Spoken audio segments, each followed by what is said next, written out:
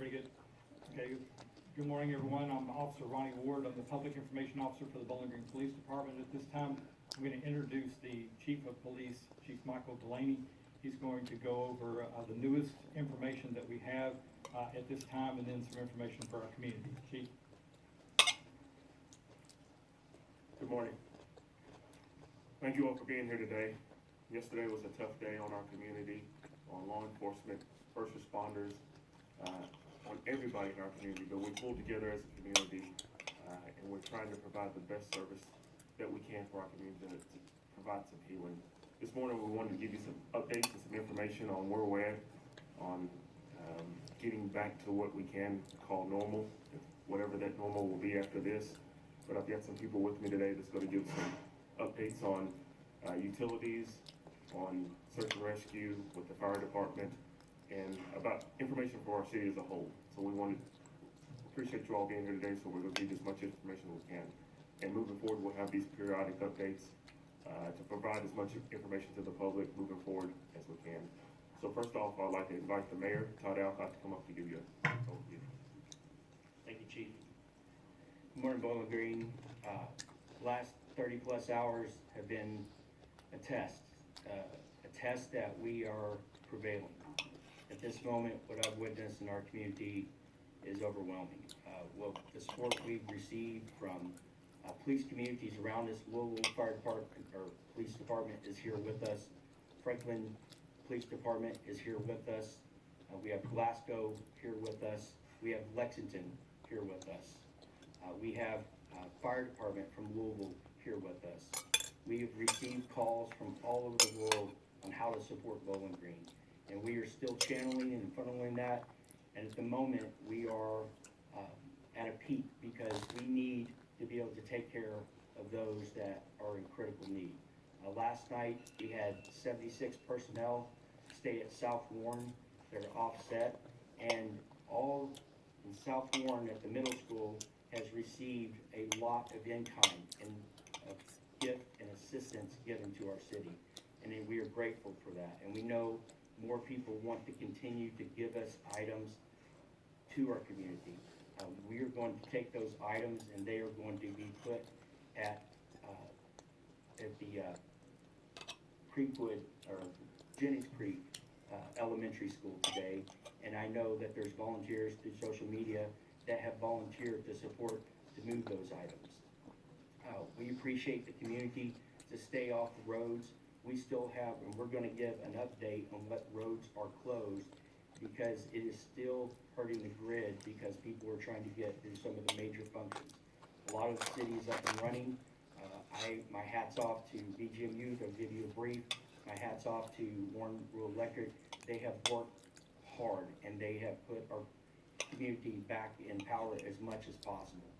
I am grateful to our nation because we have FEMA support that will be able to help out the families of our community. So there's a lot more that has to happen. It's going to be a while before we pull ourselves out of this fully. It is a major catastrophe. We have had loss of life. There's information out there. We are still making contacts with next of kin. And it's important that we take care of those in a dignified way to be able to let people know that they've had those loss of life within their family. So we ask for your continued support. We ask for your continued prayers. And we thank you for putting Bowling Green first and for taking care of our community. Thank you, Chief. Next, I'd like to invite the Fire Chief, Justin Brooks, up to give an update. His crews have been working around the clock nonstop to help find people and help rescue people. So, Chief Brooks. Good morning. The efforts, not from just fire, but from everybody, all the parts equal to some here, and it's been inspiring, to say the least. The efforts are great out there, and we say thank you to the retirees, the active duty, off duty, to the volunteers, It's great. The effort is great, and for good reason. On somebody's worst day, we're here to try to make it better. And so with that being said, we've got an extensive operation out there with the search and rescue. We've completed the primary and secondary searches, and now we're going to get into the debris, the search of the debris. With that being said, we ask for your patience as this operation will carry on for the next couple of days. And with that being said, it will go till dark, and then we'll pick up when daylight breaks the next day. So stay patient. We're doing our best, and I know you are too. So we thank you.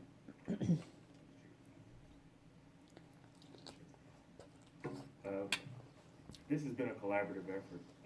There's been one team, emergency management, BGMU, the sheriff's department. We're all trying to do what's best for Bowling Green and Warren County right now. Next up, I'd like to invite the sheriff to give us just an update real fast, and then after that, BGMU, Mr. Iverson. Yeah, I just had a couple things. You know, here a little over 24 hours ago, everybody was getting ready to go to bed, and within a few hours, this destruction kind of came upon us. And it didn't go without notice. And I've been in law enforcement for a lot of time, but to come in a few hours after this tornado hit, and the overwhelming amount of phone calls coming in from police officers, from sheriff's deputies, from fire who were off duty, and who were willing to come out in the pouring rain and still with a lot of tornadic activity, and willing to come and serve. And that's where really the medal is, so much from within this community, and a lot of people wanting to help. But as we move forward, there's a couple of things. And one, if you still have a family member who is not been located, or you just don't know where they're at, I want to share that number again, 270-393-4116. Call us, let us know. If you called yesterday and to report them that they were missing, but you have located them, please call us back at that number to let us know that loved one has been located, or you know where their whereabouts is, because we have a lot of different resources that are trying to find these individuals. So please let us know on that. And I just want to thank so many people, so many other volunteers. And it's a continuity of operations that we have had over the last 24 hours plus. And so, but if you need anything, we'll be here. Thank you.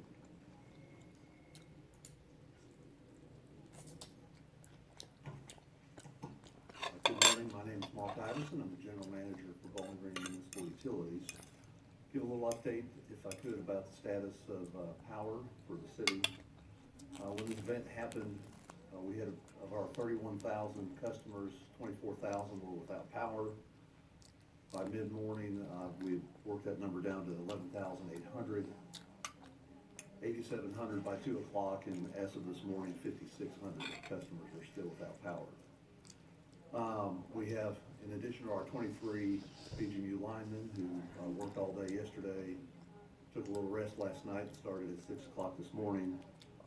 We have either on property or soon to be this morning, 38 additional linemen from our mutual aid network, along with some equipment coming from Glasgow, Hopkinsville, Cookeville, Gallatin, Tennessee, and North Georgia.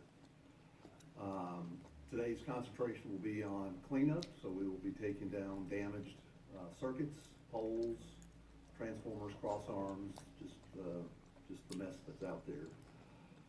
We have about 50 transmission poles that were damaged. Those are the tall poles that serve move power among our substations. That's a pretty big deal for us in terms of rebuilding the transmission lines. And then at least 50 distribution poles as well. So when you damage pole infrastructure, it's an effort to kind of do that rebuild.